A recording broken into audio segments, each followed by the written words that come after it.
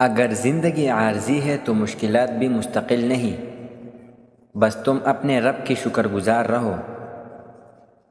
انجام کی خرابی ابتدا کی برائی سے ہوتی ہے، لہٰذا ابتدا کو اچھا بناؤ۔ دل جس بات پہ ضد کرتا ہے، رب اسی بات پہ آزماتا ہے۔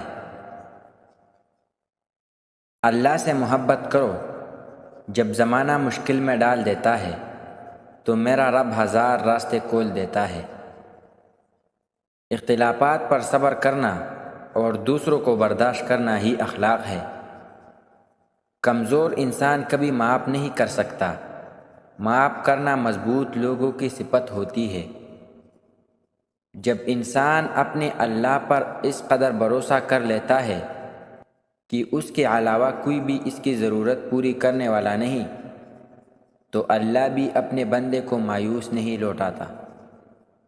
سب سے بڑا آدمی وہ ہے جو اپنے آپ کو سب سے اچھا خیال کرے۔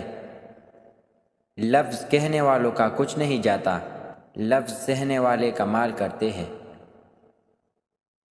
جو آپ کی خاموشی کو نہ سمجھ پائے، وہ آپ کے لفظوں کو بھی نہیں سمجھے گا۔ نیک بننے کے لیے ایسے ہی کوشش کرو جیسی تم خوبصورت دکھنے کے لیے کرتے ہو۔ کسی کو دلی خوشی دینا ہزار سجدوں سے بہتر ہے۔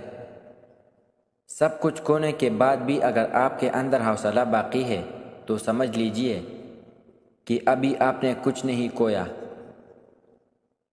غلطی ماننے اور گناہ چھوڑنے میں کبھی دیر مت کرو، کیونکہ سفر جتنا طویل ہوتا جائے گا، واپسی اتنی ہی دشوار ہوگی۔ اللہ تعالیٰ نے 7 سمندر پیدا کیے، لیکن محبت وہ ایک آنسو سے کرتا ہے۔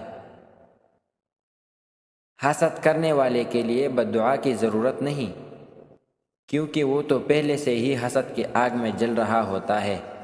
اے اللہ، آج کے نوجوانوں کو حضرت عثمان غنی رضی اللہ تعالی عنہ والی شرم و حیا عطا فرما۔